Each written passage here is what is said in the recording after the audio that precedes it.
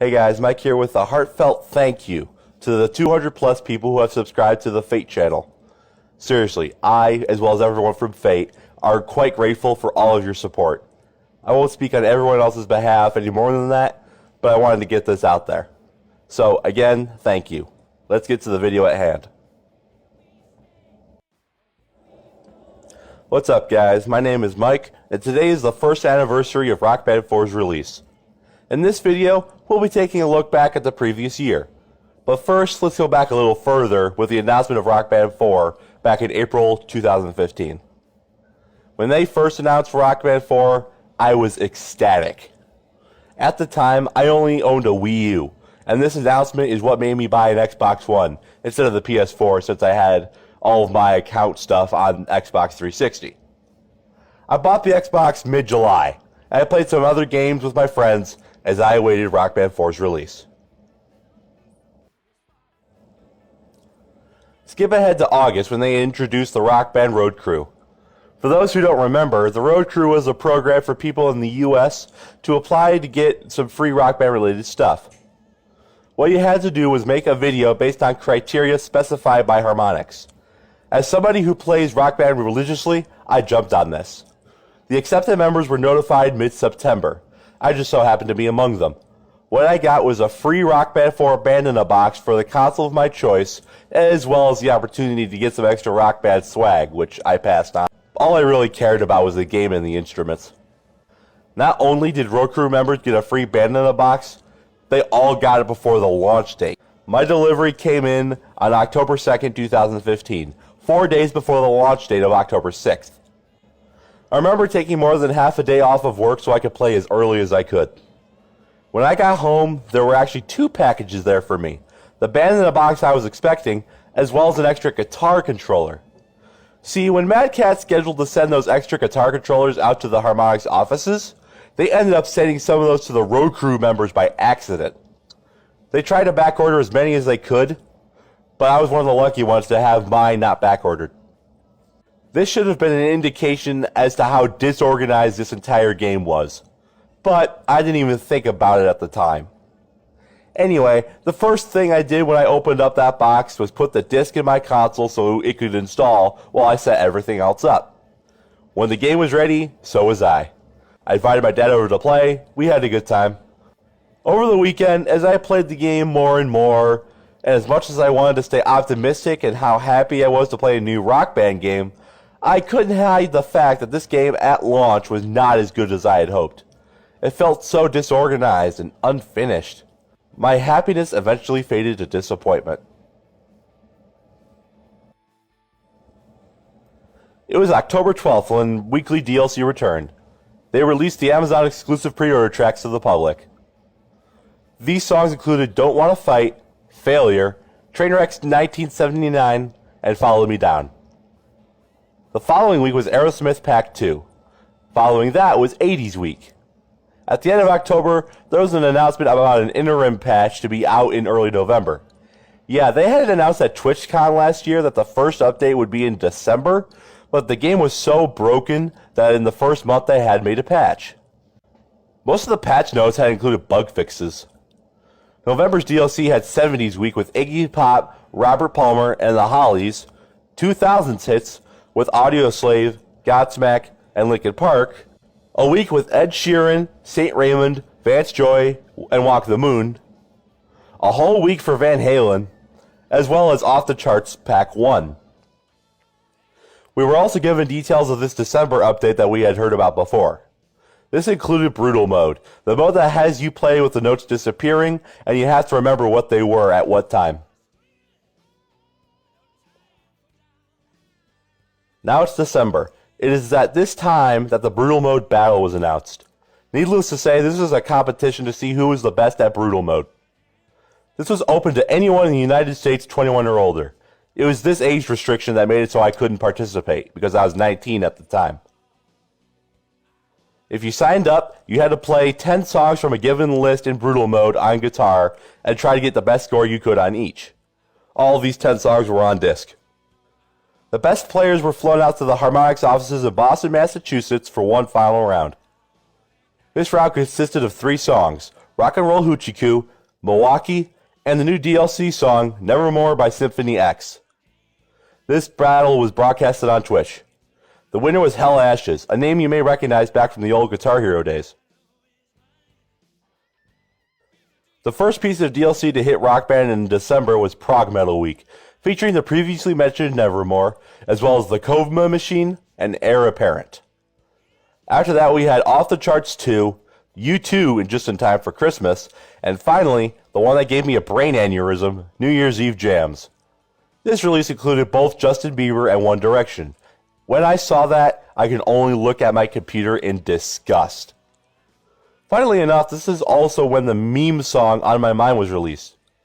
Why is it a meme song, you may ask? Well, have you seen the drum chart? If not, go look at it. January was the scheduled month for the next Rock Band 4 update. Unfortunately, when they were ready to release, Harmonix had found a new bug that they had created, and they were not comfortable in releasing the patch with this new bug. So the update was delayed to the first week of February. DLC was not scheduled for the final week of January, as that was the original time frame for the patch. So we only got 2 weeks of DLC in January.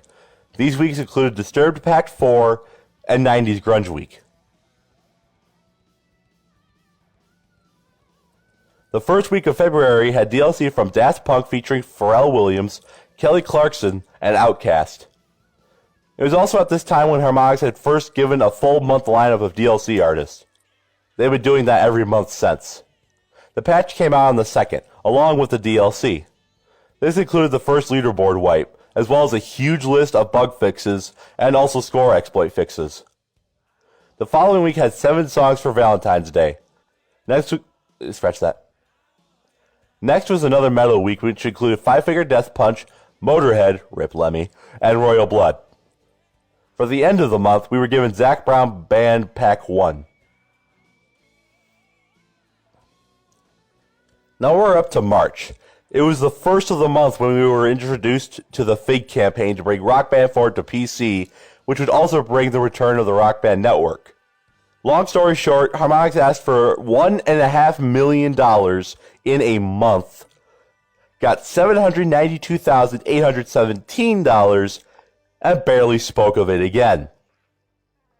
A couple days after the campaign launched, we were also given the March patch, which included a novel worth of bug fixes, as well as the second leaderboard wipe, this one taking out all drum, pro drum, and band scores. The following week is when we were given the One Direction Pack 1, and it's now when I start screaming internally. Okay, moving on. The rest of the month's DLC had the Cranberries, Off the Charts 3, and Going Country Pack 9. The first DLC for April was the 30-song Mega Pack.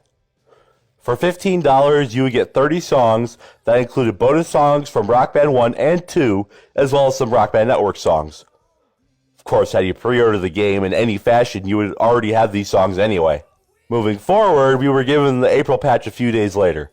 This was probably the first patch that a bunch of people were excited for because it brought the addition of set lists. It was also at this time when we were given our third leaderboard wipe. This time it was specific song and instrument combos that were getting fixed because they had changed something within the charts. Any song with at least one instrument fixed also got its band and leaderboards wiped. As for DLC, we got Off the Charts 4, which is when I started doing the vocals reviews, as well as Justin Bieber Pack 1. The last week had Lamb of God, The Romantics, and Weezer. It was towards the end of the month when PAX East was held. Harmonix had a whole panel set up there. They showed us a whole Rock Band 4 roadmap for the rest of 2016. This included the big announcement of having online multiplayer in the game, but you needed to buy the expansion pack to get it. At this time, we didn't know what the expansion pack even had, other than updates for the next year. We now know this expansion pack as Rock Band Rivals. With the May update, we were given 2 characters from the new game Battleborn, Thorn and Milo, as well as double kick drum support. This is also when Harmonix started releasing 2 songs per week. It was in this month when we got Tom Petty, Deep Blue Something, Hosier, Gin Blossoms, Twisted Sister, and Warrant. June's update was arguably the most exciting one. because it brought practice mode back to Rock Band. Yeah, after 8 months, Harmonix adds in a feature that should have been there from the very start. Anyway, DLC artists from this month were Blues Traveler, My Chemical Romance, Goo Goo Dolls, Magic, Imagine Dragons, 3 Days Grace, The Killers, and Toto. E3 also happened in June, which is where Rock Band Rivals was announced. Harmonix also added in the announcement of the Fender Jaguar controller. Unfortunately, very little was said at this time. Most of what they talked about was new accessories, such as the wired controller adapter, which we first heard about at PAX East. Also, the Jaguar charging stand, as well as prices for everything coming out this year.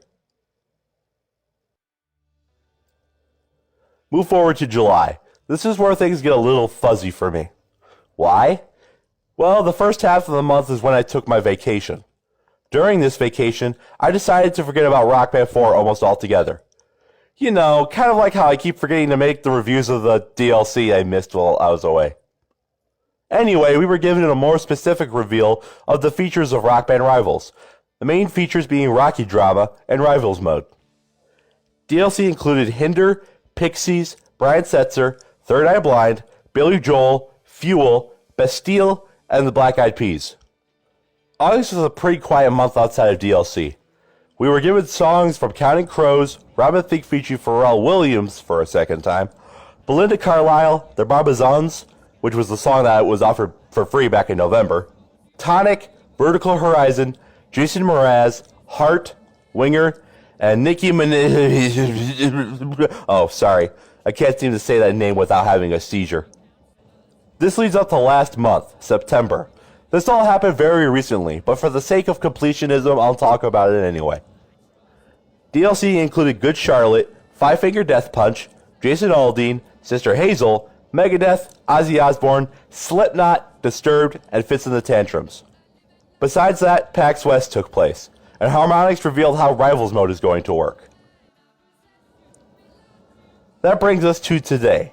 With less than 2 weeks to the release of Rock Band Rivals, I look forward to whatever Harmonix has to offer.